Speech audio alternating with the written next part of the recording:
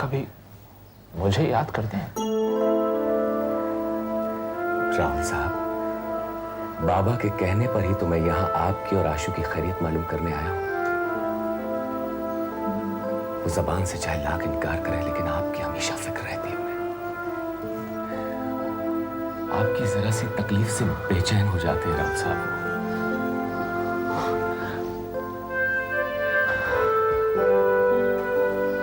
मैं उनसे मिलने जा रहा हूं। आपके बारे में उन्हें क्या बताऊं?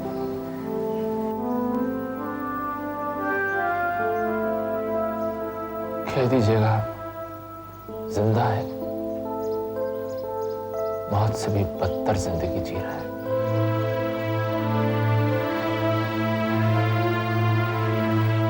राहुल साहब,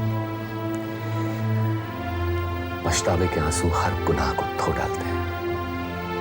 हौसला रखिए, आहिस्ता आहिस्ता सब ठीक हो जाएगा। आपने मुझे भाई कहा, आप प्लीज मुझे साहब मत कहिए। ओके राहुल। जन्म से तो मैं पापा का बेटा हूं, लेकिन कभी उनकी सेवा करने का मौका ही नहीं मिला। आप बहुत खुशनसीब हैं भैया। किसी भी कीमत पर इस मौके को मत खोइएगा।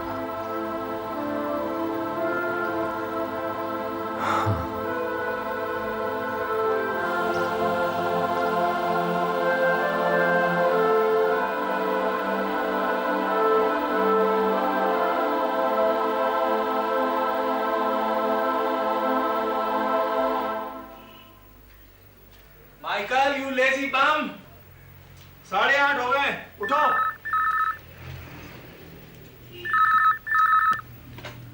हेलो। हेलो बाबा, अली बोल रहा हूँ। अरे अली बेटा, बोलो बेटा, कैसे हो? खैरियत से हूँ बाबा। बाबा, आपको आशु की खुशखबरी मिल गई ना? हाँ बेटा, जब से पता चला है आशु को मिलने का बहुत जी करता है, लेकिन क्या करूं, मजबूरी है बेटा। बाबा, ये मजबूरी भी खत्म हो जाएगी। इंशाअल्लाह आपकी हर तमन्ना पूरी हो जाएगी। क्या बात है बेटा, बड़े खुश लग रहे हो। बाबा, मेरे पास एक खुशखबरी और है। अच्छा, तो जल्दी सुनाओ ना भाई। नहीं बाबा, मिलने पर बताऊंगा। अली, जल्दी आ जाओ बेटा, तुम्हें देखे एक मुद्दत हो। बाबा, छुट्टी की अर्जी दी है, इंशाअल्लाह अगले हफ्ते आपके पास हाजिर होऊंगा। अल्लाह तुम्हें खुश रखे। अच्छा बाबा, खुदा हाफिज। खुदा हाफिज बेटा।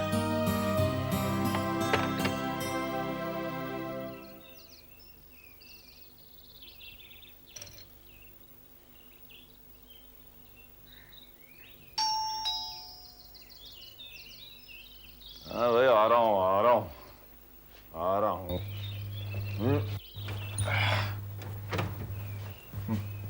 क्या है?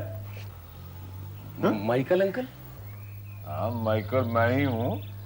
आगे बोलो ना। आदाब अंकल। आधा। अरे तुम बाहर क्यों खड़े हो ना? क्या बोलने का नहीं है। कुछ नहीं, पकड़ो। करण, करण जल्दी आओ ना, करण जल्दी आओ। क्या भाई, कितना टाइम लगाते हो? क्या हो ना, जल्दी आओ, जल्दी आओ। देखो गिरेगी चाय। कोई बात नहीं, गिरने दो।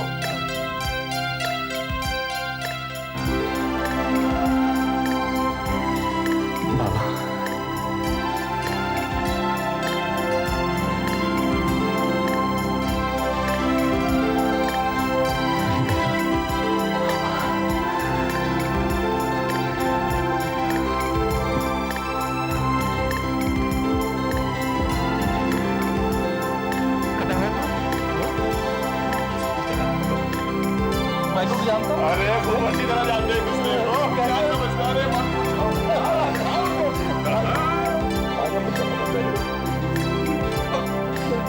मैं और चाय बनाने वाला नहीं हुआ, ये आपके लिए और ये तुम्हारे लिए। और मेरे फूल कहाँ हैं? अंकल वो रखे। अच्छा, मैं भी आता हूँ।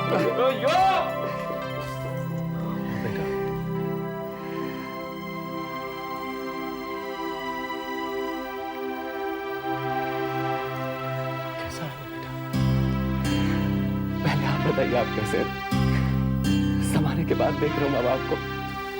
मैं तो चंगा बना हूं बेटा, बल्कि बहुत खुश हूं। Everything is settled at last.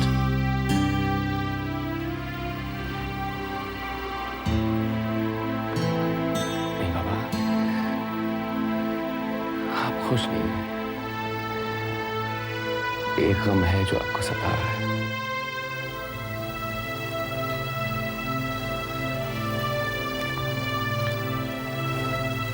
कैसा है वो?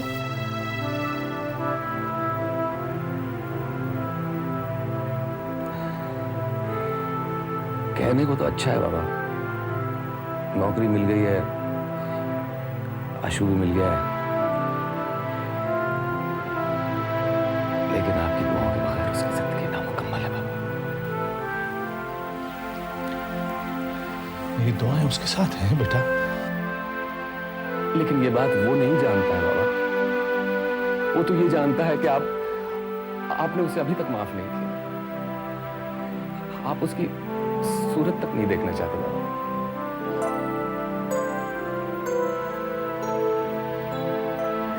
बाबा मैं राहुल से मिलकर आ रहा हूं। मैंने उसके आंसू देखे बाबा।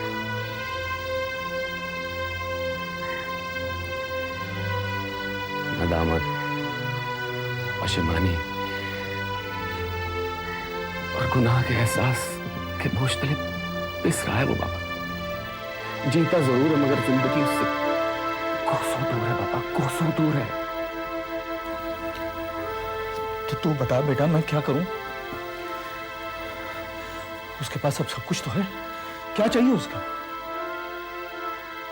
पापा,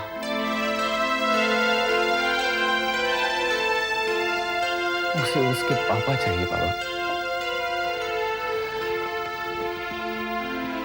बाबा उसे उसके पापा दे दीजिए ना, प्लीज पापा। लेकिन जो कुछ उसने मुझसे छीना, क्या वो मुझे लौटा सकता है?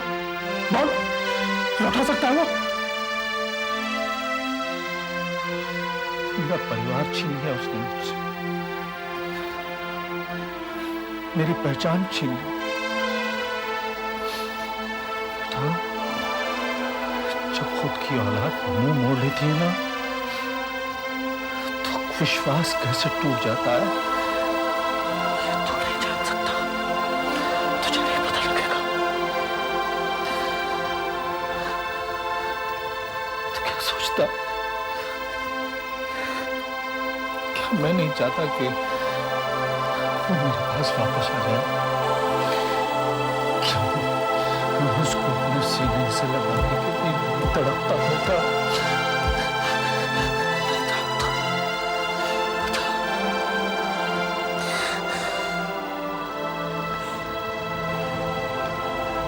मैं इस जख्म के दर्द को पूरी तरह महसूस करता हूं बाबा,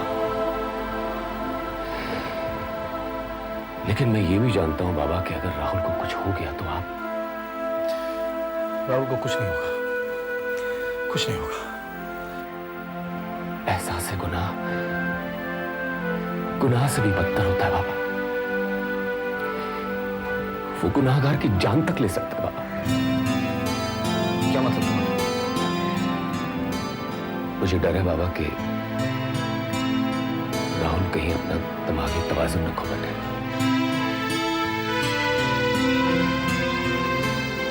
लोला अब भी उसके पीछे पड़ी हुई है। वो आशु को दोबारा हासिल करने की कोशिश जरूर करेगी बाबा। राहुल की नौकरी भी खतरे में है बाबा। वो आपके बगैर अकेला और कमजोर हो गया है।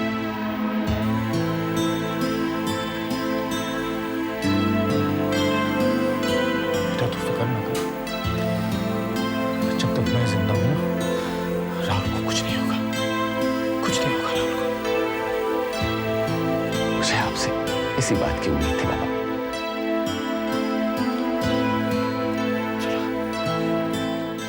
बताओ साहब, They are calling it tip of the iceberg. हैं? If that is a tip, I don't mind missing out the iceberg. Tip से काम चलेगा. हैं? For the rest of your life, you won't have to do anything. No more. आज मेरे हाथ की गर्मा गर्म चाय पीजिए आप लोग। कब वाली चाय लाए हो तुम? भाई वो तुम कौन सी खुशखबरी सुनाने वाले थे? आपको याद है बाबा अभी तक? कमाल है। बाबा ऐसा है कि मैंने एक लड़की पसंद कर ली बाबा। भाई तुमने लड़की पसंद कर ली है तो बड़ी खुशी की बात है। लेकिन तुमने हमारी राय लिए बगैर ये फैसला किया कैसे? नहीं माइकल अंकल, ऐसी बात नहीं है। बाबा के मशवरे के बगैर तो मैं एक कदम भी नहीं उठा सकता। इसीलिए तो मैं यहाँ बाबा को लेने के लिए आया हूँ, ताकि वो चलकर शहजादी और उनके अब्बा से मिल लें। शहजादी, यही नाम था ना उस लड़की का जिसकी वजह से तुमने पढ़ाई छोड़ी थी? जी जी बाबा। ऐसा तो नहीं है कि इस नाम की वजह से तुमने इस शहजादी से प्यार किया ना?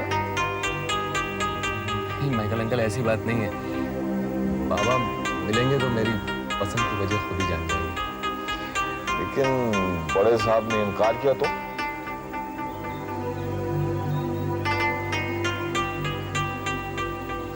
बाबा का हुक्म सर आंखों पर।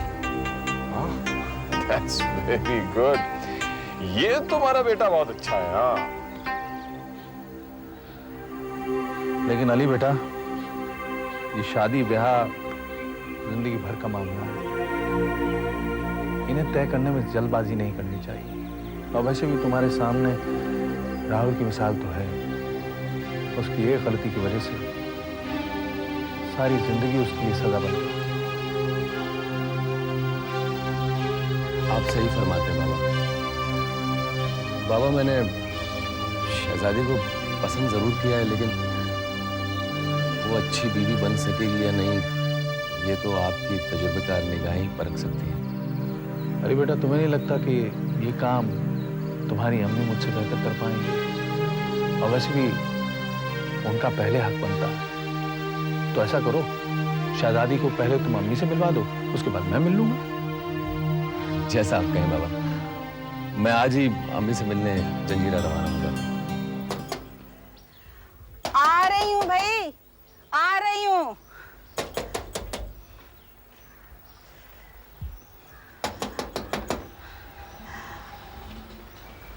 अरे कौन है भाई, कौन है? अरे बेटा, अस्सलाम वालेकुम। अली, आओ बेटा। अम्मी कैसी हैं आप? तेरे इंतजार में जीती हूँ बेटा। तूने बहुत रात दिखाई। अम्मी मसरूफियत बहुत ज्यादा थी, इसलिए चाह कर भी आपसे मिलने नहीं आ सका।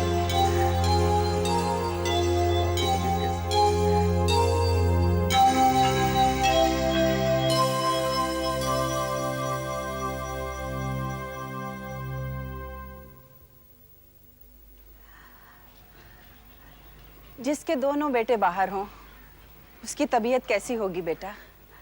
बस दवाइयों का सहारा है, और तुझसे मिलने की उम्मीद में अब तक जिंदा हूँ बेटा। बस अम्मी, अब आपका इंतजार खत्म हुआ। अब मैं आपको अपने साथ दिल्ली ले चलूंगा। मैं दिल्ली जाकर क्या करूँगी? सारी जिंदगी यहाँ गुजर गई बेटा। इस जगह, इस माहौल की आदत हो गई है। अब तो मैं कहीं नहीं जाऊँगी बेटा। अपनी बहू को देखे भी नहीं चली है। बहू, तुमने शादी कर ली क्या? अम्मी मैं इतना नालायक नहीं हूँ, आपके बगैर कैसे शादी कर सकता हूँ? अम्मी, अम्मी मैंने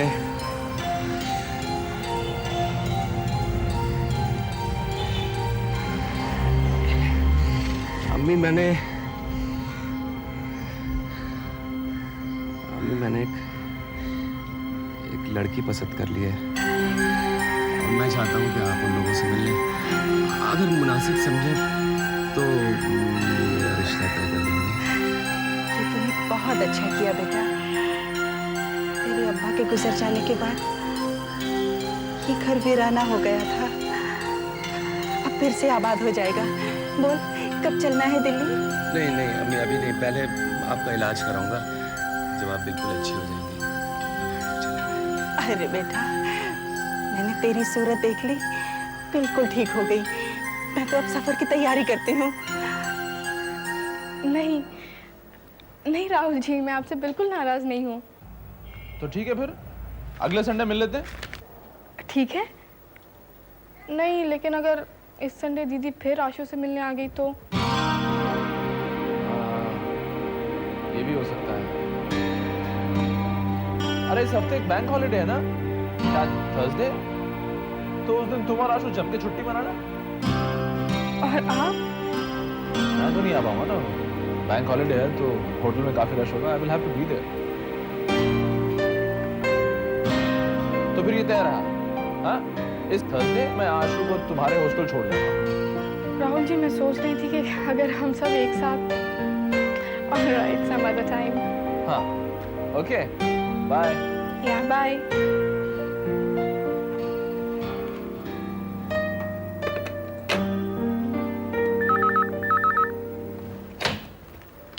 hello. Hello Pammi. Pammi phone मत रखना प्लीज। मैं तुमसे बात करना चाहती हूँ। I need to see you. देखो पम्मी, मना मत करना प्लीज। मैं तुम्हारी बड़ी बहन हूँ। इसी जाओ, गाड़ी ड्राइवर पहुंच गए होंगे। प्लीज यहाँ आ जाओ। प्लीज प्लीज यहाँ आ जाओ प्लीज। ठीक है। Thank you. मैं इंतजार कर रही हूँ तुम्हारे लिए।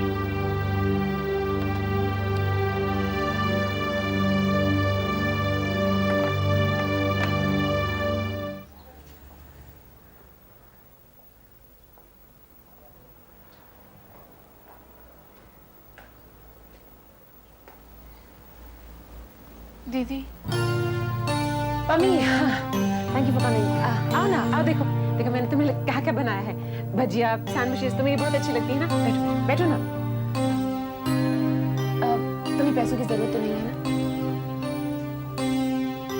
आपको मेरा पता कहाँ से मिला? ये मेरे लिए बहुत मुश्किल बात है, फिर भी तुम जानना ही चाहती हो तो आशु से। आशु से? सुना है तुम्हारी और राहुल की काफी गहरी दोस्ती हो गई।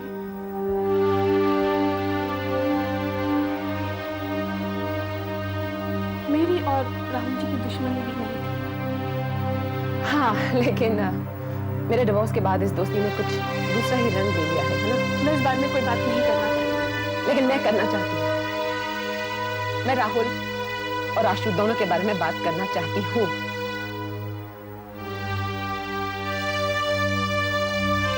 कहिए, मैं सुन रही हूँ। मुझे आशु वापस चाहिए। दीदी, लेकिन हाँ, तुम कहोगे राहुल तो वापस नहीं देगा, है ना? इसलिए तो मैंने तुम्हें बुलाया, तुमसे बात कर रही हूँ। राहुल तुम्हारा दोस्त है ना? आशु की कस्टडी केस में तुम्हारी गवाही की वजह से आज आशु उसके पास है। तुम्हारा बहुत एहसानमंद होगा वो, तुम्हारी बात कभी नहीं डालेगा।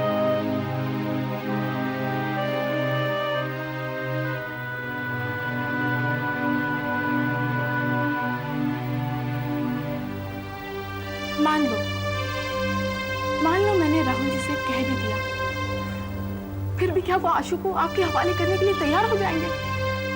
लेकिन तुम राहुल से ये नहीं कहोगी। तुम राहुल से कहोगी कि मैं माफी मांगने के लिए तैयार हूं। राहुल से कहो मैं प्रिया से, दाई माँ से, सबसे माफी मांगने के लिए तैयार हूं। राहुल की और कोई शर्त होगी मैं उसे भी मानने के लिए तैयार हूं, लेकिन मुझे मेरा बेटा वापस चाहिए। तुम नहीं जानती, तुम नहीं जानती कि माँ के लिए उसके बेटे की जुदाई कितनी पेनफुल होती है। जब से आशु गया, मेरी जिंदगी बिल्कुल खाली हो गई है, उसके कोई मायने नहीं। देर से ही सही, लेकिन मुझे एहसास तो हो गया है ना कि मेरे अंदर की माँ जिंदा है। मैं कामयाबी की किसी भी सीढ़ी पर पहुंच जाऊं, लेकिन आशु के बगैर कुछ फर्क नहीं पड़ता, उसके कुछ मायने नहीं होते। प्लीज मम्मी, प्लीज प्लीज तुम राहुल तक मेरा मैसेज पहुंचा दो, सिर्फ मैसेज पहुंचा दो कि आशु को मेरे पास, अपनी माँ के पास रहना चाहिए। अब बहुत देर हो चुकी है दीदी। आपके हाथों राहुल जी और उनके परिवार ने जो जख्म झेले हैं वो इस जन्म में तो नहीं भर सकेंगे। लेकिन मैं कह रही हूँ ना कि मैं माफी मांगने के लिए तैयार हूँ। सिर्फ माफी मांगने से कुछ नहीं होगा दीदी। ठीक है, अगर आप सच में पछता रही हैं तो आपको कुछ और भी करना होगा। कुछ भी, आशु को पाने के लिए मैं कुछ भी करने को तैयार हूँ। आपको राहुल और प्रिया को उनकी प्रॉपर्टी वापस कर देना होगा और मिस्टर करण खन्ना के नाम आपने जो झूठे फौजरी के केस किए हैं उन्हें भी वापस लेने होंगे। How dare you, पवन? उस प्रॉपर्टी को हासिल करने के लिए जिंदगी लगा ली है।